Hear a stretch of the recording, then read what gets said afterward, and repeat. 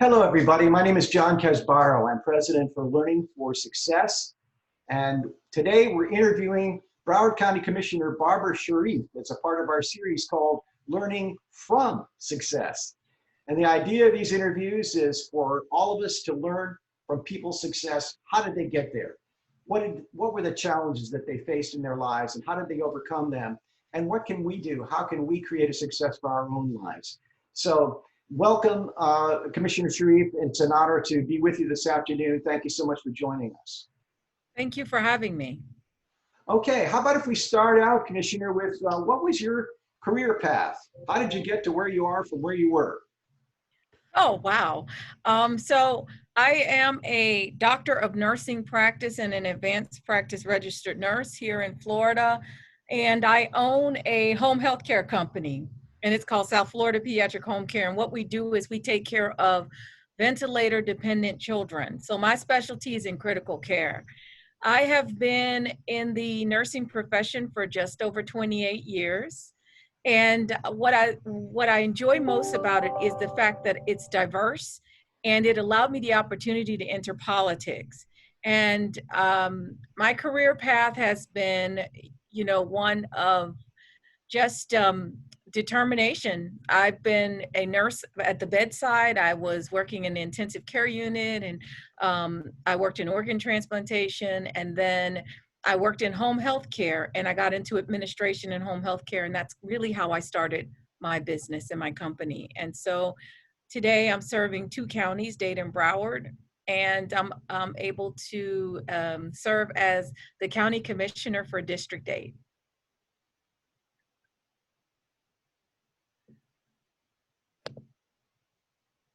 I can't. Then how did you decide to get involved in politics?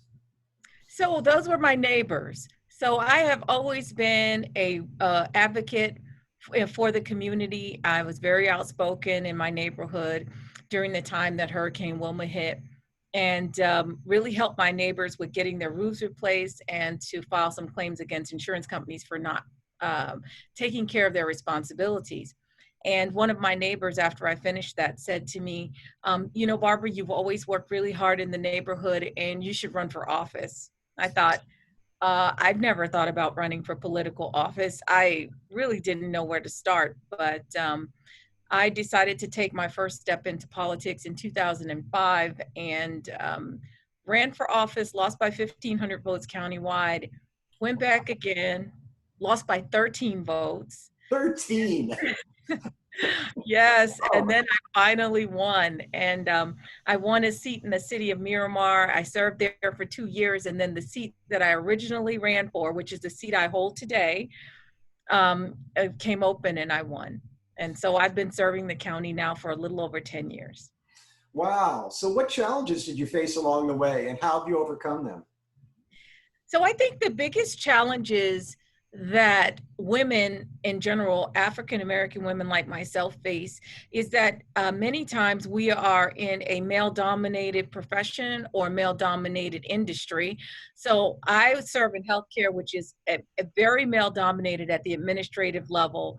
And as far as the political industry, it is extremely male dominated. And I think that people have a tendency to underestimate the capability of a woman. And so I've been fighting that the whole time. And fortunately for them, I let them know that I'm very capable and I prove them wrong every single day. And I think that that's what you have to do when you're faced with an obstacle. You just got to figure out a way to go through it or go around it. And that's what I do every day. And you're doing it with a smile and a positive attitude, and I think it probably helps you a lot. I'm always happy. I think that every day that I wake up is a day that God has given me to do something else better than the previous day with. And what the opportunity serving as a Broward County Commissioner does for me is it allows me to help people in the community, and it allows me to give back in a way that I can see it long lasting. I can see it every day when I drive through my community, and I can hear it from my residents that I help. And so that makes me feel like, my motto of one person can make a difference really does stand. And one person can make a huge difference in a community. And all you have to do is apply yourself and your beliefs. Along the way, was there something that happened that you felt at first that was a negative, but that you turned into a positive? In my life, well, I go back little ways. My father, at the age of 14, was a victim of gun violence. He was shot and killed during a robbery in front of my 19-year-old sister. And at that time, I was supposed to go to medical school. I was at the top of my class. I was supposed to go to medical school, and my dad was going to pay for it because I wanted to be a physician all my life. And I looked at that opportunity that went away when my father was killed, and the financial disrepair that it left my family in. And I promised myself that I was not going to allow that to define who I was and limit me from achieving my goals. And so I, like many people, struggled with financially to go to school. So I worked 3 jobs. I worked work study program and 2 jobs in the mall. And I put myself through nursing school. And I wrote lots of essays and got lots of scholarships for books. And I just pushed through. And I thought that people kept saying, oh my God, they have every reason to not go forward. Their parent, their father was killed. He was the sole breadwinner of the family. And everybody made excuses to not move forward. And I said, I'm not making any excuses to not do that. My father would not accept that. And so I chose to make the best out of it. And I went to nursing school, and I thought at first that nursing school was not where I was supposed to be. But I think that as I moved along in my career, I figured out that was exactly where I was supposed to be. Uh, And yeah, if I had gone to medical school, my life would be very different. I would not probably be a commissioner today. I probably wouldn't own one of the most successful home health care companies in South Florida. I would just be a physician, and that's okay to be a physician. But I think that being a nurse opened up so many more opportunities for me. And I'm so grateful and I'm so appreciative of every single day that I get to serve my community and take care of the sick patients that I take care of. And so I couldn't have figured a better place for me to be. And so sometimes people say, when you have a plan, God has another. And so I'm on God's plan right now. uh, very powerful stuff. What I heard you say was that, you get to these junctures, we get to these junctures in our life, and then we can decide. We can decide. We can make a choice. Yeah. Is this going to get me down? Is this going to put me, in a place I don't want to be? Or am I going to take what's happening right now and make it into something that, Right. that's going to work for me? We have that choice, right? We do. And I think that is the key. You have power and your ability to make a better choice. So you may be out there, and I may be talking to someone who's experienced gun violence in their personal life, and you may think that that's something that should stagnate you or limit you. I'm here to tell you that um, I think that I took that negative and I turned that around to make sure that I made a positive out of it, so that I could tell people that I see and I talk to, look at me. If I could come from being a 14-year-old girl who lost everything, who lost her father, and I'm a daddy's girl, and who lost everything, and could turn around and say to you today, not only did I get through school, I have 6 college degrees. Geez. I have, my mother calls me a career student, which I love school. I love to study. I love to expand my knowledge. That's just me. But I have 6 college degrees. I own one of the most successful companies in South Florida. I employ just over 270 nurses and therapists in the home. And I would have never thought that I could come from that experience to where I am. And so I think it's so important to let young girls and boys out there know that there is life after tragedy and you can overcome and triumph. Hmm. Couldn't have said it better, that's for sure. Beautiful. Um, so how important then is it to set goals in order to succeed in school, in work, or in life? What are some goals that you set? So when I was going through my struggle, my first goal was I had to get a college degree, something that I could use so that I could get out and help my mother who was widowed with 8 kids, to help her to take care of my siblings. And so my focus had been just to get through school and to get that first step out of the way, which was being able to make money in my career. My second goal was to figure out a way to gain financial independence. And so I was trying, doing all these things like going to school, getting a better job, getting more experiences in my career so that I could move along in my career path. I think if you don't have a goal, if you don't set those goals for yourself, you'll never know what you can accomplish because you'll stay where you are in your comfort zone. So setting goals gets us out of our comfort zone, and it allows for you to develop your leadership abilities because you'll be able to adapt to change. You'll be able to force yourself to change because you need to stay relevant. And setting goals just allow you to understand lots of things about yourself and where you're going and where you're coming from in terms of your future. um, you know I every year at the end of the year I sit down and I write out whether or not I've achieved my goals and Wow. what the new goals are going to be for the next year. And so right now, as a mother, my goal is to graduate both of my daughters who are in the University of Central Florida studying pre-med. My goal is to get them to get Oh, to medical school. wow. Both of them. Both of your daughters are studying pre-med? Yeah, Wow. one wants to be a dermatologist, the other wants to be a neurologist. Oh, So man. that's my goal as a mother. As a business owner, my goal is to recover from COVID and to continue to grow my business and to hire new people on to expand my business, not just in Dade, not in Broward, but also in Palm Beach counties. So that's my goal for the new year. I think that when you set a goal for yourself, you have a focus. If you don't have goals, you have no focus, and it tend to be everywhere but nowhere. And so I like to have it on a piece of paper. I like to look at it every day, and I like to visualize exactly what it is that I'm planning to achieve.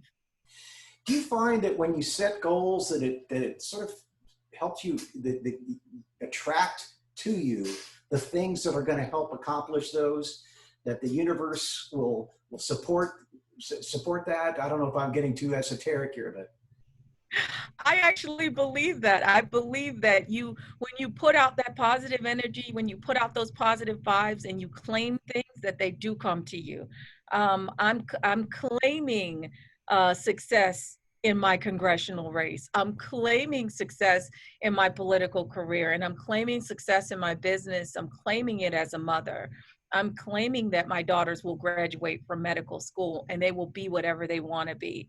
I think that as long as you claim and you bring the positivity to you, there is nothing you cannot achieve. beautiful. Well, you mentioned, Commissioner, social justice issues that you've encountered and been involved with. Can you tell us more about that? Sure. So over the time that I've been on the county commission, I've taken up issues and headed off issues such as Medicaid and Medicare and improving the healthcare system. My current issues right now that I'm advocating for are I'm the lead on the opioid lawsuit to help to create better legislation surrounded around opioid use and abuse and misuse. And so I wanted to, because of my healthcare background and because I know a lot about that, I wanted to make sure that I led that task force. And so that's what I'm doing right now. I sat on the Health Steering Committee nationally for a little over 10 years. And we set policy on health and human services issues, Medicare, Medicaid, healthcare for all, women's rights, and women's healthcare issues.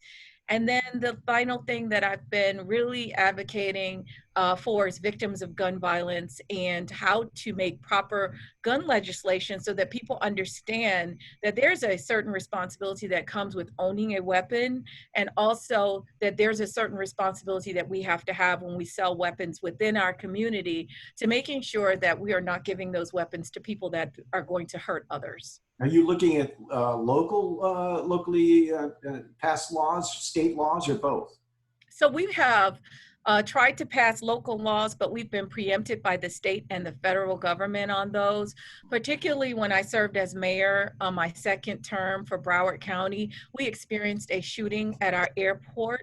And Yes. as mayor, I attempted to get the law changed in terms of carrying ammunition and weapons in the same bag and coming off of a plane and picking them up in the carousel in the baggage area, because that's how our shooting occurred. That's right. I remember that. And I was preempted by federal legislation through the TSA, and also through some state and legislation from implementing something locally to stop people from carrying those things together through our airport.